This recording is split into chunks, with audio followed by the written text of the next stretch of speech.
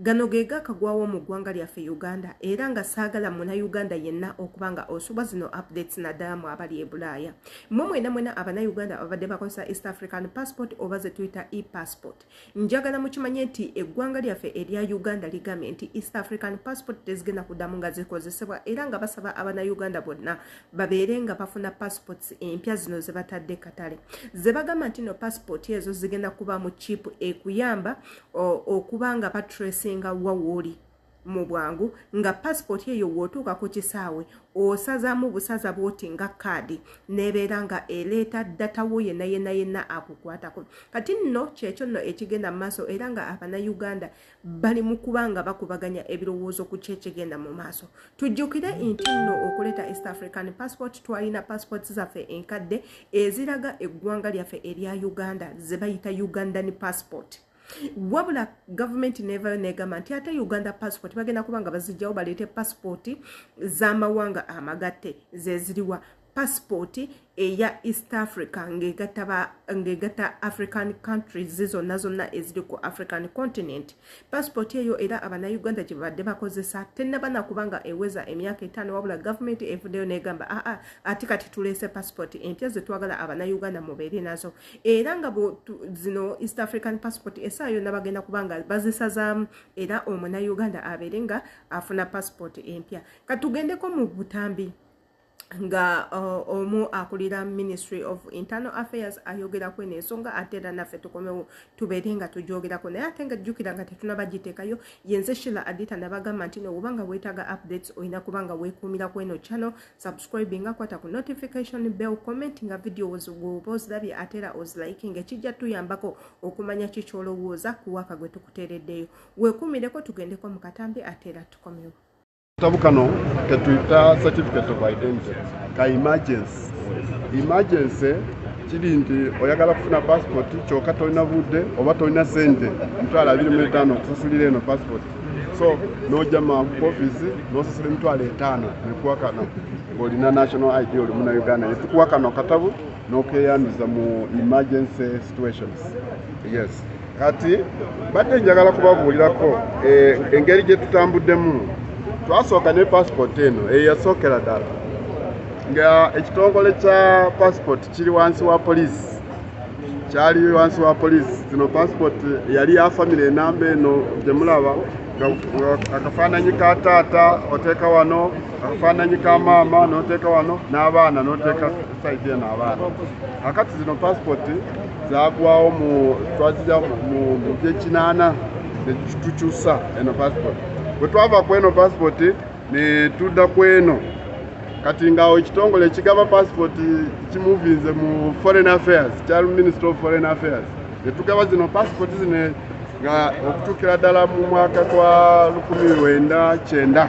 nga tugaba zino passport zaali ne expiry date ya myaka 5. Bwe twava ku zino ne tujja kweno passport. Eno passport yali ya muntu omu kyokka ng'akafaananyi oteekamu obutesi nga bw'olaba zino IDs ez'oku masomero wali oteekamu obutesi akafaananyi ne tuwandiikamu n'epeni. Bwe twavaawo kwe kujja kweno eri gye tuyita machine readable passport. Zino ndowooza Abannayuganda abasinga ze babadde balina mu 2024 twatandika okugaba zino passport. Kati bwe twafudde wano ne tusenvula ne tujja ku electronic passport yeeno electronic passport. Kyokka ne electronic passport bwe twagikola ng'eri ya paper based. Lwaki? Twali twatandikirawo okugaba passport eziri polycarbonate nga tutandikirawo naye lwakuba nti mu kaseera ako nga tugenda nga zino passport ziweddewo nga tetulina ate ffe nga tuli late nga tusobola ate kwongera okugaba zino passport zitali electronic ne tutandikako ne paper based passport nga bwetwetegekera zino eza polycarbonate ne tugaba zino za paper based passport. Era okutuusa olwaleero olugendo olwo bwe tutuziza wano ku passport yaffe endagaane eya polycarbonate gyotosobola kugyeka, gyotosobola kuyungirira, gyotosobola kukyusa mu kintu kyonna. eno ya polycarbonate passport kwegamba olugendo lubadde bwe lutyo mpola mpola naye tewali kintu kyonna ekyalubeerera naye passport enjolaba tujja kubanga twongera okukyusa omutindo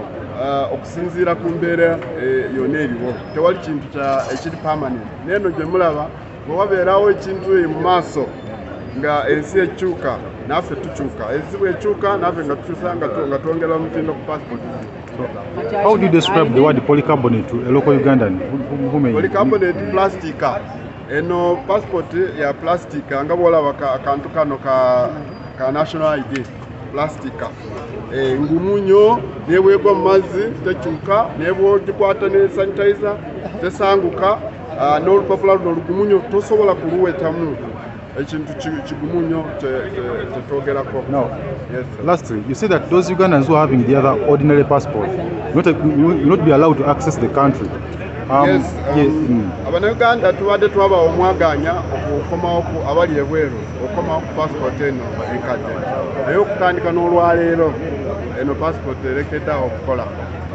going forward okutandika leero olina okubanga olina passport eno empya okukola ki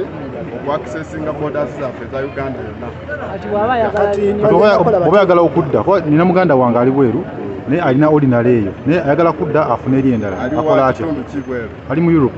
Mu Europe agende ku London tulinayo passport office ajja kubanga akyusa passport zino weziri already agenda neyewandiisa ku mukutu agenda e London ne bamukolera passport n'akomawo. So teetaaga kudda twagezaako okulaba nti tugulawo offices mu bitundu bye mu continent yonna twagulawo mu China twagulawo mu America mu London mu Buwarabu era kati mu weeks ng'ebbiri tugenda ne China naye okugulawo office ekaba passport. Mukulu kati yeetaaga okulina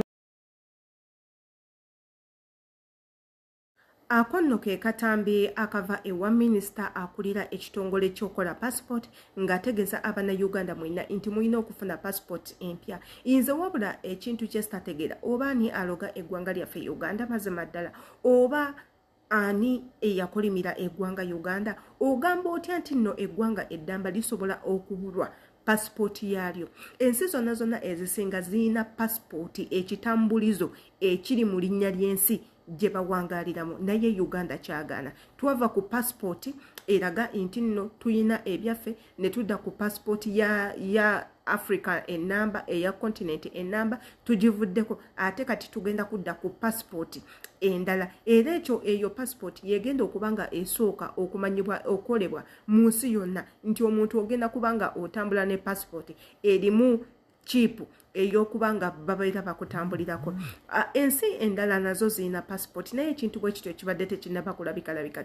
Uganda eri kumpi tugamba nti nno buli muntu akozese passport according ku nsi ku kyalo gy'ova nga gwoba ova Bunnamwaya nga passport yo ya Bunnamwaya igwe nga bw'oba ova Kawempe gende Kawempe gy'oba okozesa passport buli omu abeere ne passport ye nti ono nva mu Kawempe yeno passport yange ye Kawempe eno ye passport yange eye Seguku eno ye passport yange ey'Emitiyana ebintu byonna bivurugavuruga. Katugambe nti nno oba Uganda eyina amabanja mangi kubanga jjukira ekyaggisawo eri passport ne bateekawo eno passport empya nga Uganda eyagala abantu neteekako limiti ey'abantu okubanga bakozesa ennyonyi nga tebalina passports zino empya nga baagala abantu batandika okusasula amabanja. Jjukira passports zino empya ezibaddeko zibadde za bbeeyimu kuva ku $25 paka ku $50 express woba ojagala wabula ng'ate ngenda baterawo akatambi akamu omwami ono era ng'ayogera ku muwendo gwa passports ziri enkadde ze tubadde tukozesa ate era tukomewo tubeere nga tufundikira vidiyo gwe twekuumireko sente mmeka okufuna passport because omuntu angamba n'akasasula akakadde kalamba ngenze mukamu kitundu passport ekituufu eggwera mu sente mmeka omunnayuganda okufuna passport ye mu ngalo. Passport ziri za bika bisatu. Waliwo ekika ekisookera ddala eno passport z'omuntu wa wansi egye tuyita ordinary passport y'omuntu wa bulijjo kale. Wabeerawo ne passport endala gye tuyita service passport ya eringa service yeno eno ya kiragala eno passport zibeera z'abantu ng'aba MP aba government officials aba heading nga departments ba commissioners bwe batyo zino passport visit era boba oli businessman bobeera olina sente meka toteeka mweno kuba entabayo olina okuteeka mweno ya ki eno ya ordinary y'omuntu wa bulijjo kati newabeerawo eno emyufu ndowooza kale okiraba nenkambwe enako n'obumasuka eno yabakungu ennyo ate bakansala yawe yeno kansala akyali ku bbulu kujjako ng'agenze mu parliament n'alyoka green speaker yeno emyufu yeno yenyini ne baminisita nebajeno okujjako ng'okolera bweru w'eggwanga naye nga oli wano waliwo bagenerols aba heading departments tubawa zino passport ndowooza mwenna ekigenda mu maaso mukirabye bulungi nnyo ebyo nno tebibadde bigambo byange bibadde bigambo bya minisita wano wenneebuuliza ensonga nga zino zigenda kuba nga zitulekawa omunnayuganda agenda kubeera waatya nze nabagamba okufuga ensi kintu kyangu nnyo naye okufuga ensi kintu kizibu nnyo naye ate okugyonoona kyangu nnyo nti Uganda buli kintu kyonna bannange kiri naaganaaga bw'ogenda mu malwaliro gali gatyo bw'ogenda mu masomero gaago batandise bisiyaga abaana b'abendi babali ebisiyaga bw'ogenda mu kati ogenze mu kitongole kya bannange kyentambula nakyo kiikyo kati ebintu byonna Uganda bimalamu amaanyi naye simanyi nti oba abantu baneeno abafuga eggwanga Uganda batuulakaawo ne batandika okulowooza bati abantu we babalowooleza oba batuulakaawo ne balowooza ebintu bye bakola oba biwuliza bitya abantu wano nze mba nteesa ne ŋŋamba ekifuula ensi ennungi kwe kubeera n'omukulembeze omulungi era ekireetera abannansi okuba nga baagala ensi yaabwe lwa nsonga omukulembeze oyo abaleetera okuba nga bagyagala naye ffe eggwanga eryaffe abantu beeyongera ku kyawa ggwanga Uganda teri mirimu Uganda obubbi bungi Uganda obufere bungi Uganda obutemu bungi Uganda enguzi nyingi Uganda buli kimu kiri mu ggwanga Uganda corruption is too much mu ggwanga lyaffe lya Uganda ensonga za bukulembeze singa abantu osinga amawanga gano ag'Africa gabadde gakolanga zino ensi endala nti omukulembeze ofugira emyaka 5 gyokka n'otambula n'ogenda n'oleka someone else to come and take over naye n'abaako byakolera eggwanga n'oyo emyaka gye5 wegituuka nga naye avaako ng'ate eggwanga alikwasa omuntu omulala n'oyo omuntu omulala ajje abeereko kyalyongera kweri eggwanga tuba tugenda kulaakulana nze ndabyeko ensi eza Africas endala nga ziri very developed ensi endala eza Africa nga ziri very developed gendako mu Seychelles naye ng'abantu abo babeera ku mazzi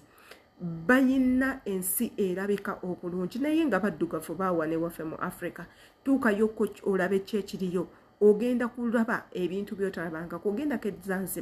Zanzibar walabika bulungi nnyo toyinza nakulowooza nti oba munnange Africa naye ffe amawanga gano agatwetoolodde genda ke Rwanda bannange Rwanda erabika bulungi nnyo okufaako obufi tosobola nakulowooza nti nno yensi etuddiridde wano okumpi naye bw'otuuka mu ggwanga lyaffe Uganda buli kimu kyagaana buli kimu kifu system nfu era ebiseera ebijja eyo maaso Uganda egenda kubeera nga Congo Uganda egenda kufuuka nga Congo nga oyitamu owulira kivundu buvundu kamanye ekyo kyolowooza katambi kanene nga weeyambisa comment sections imbaagala nnyo see you in my next video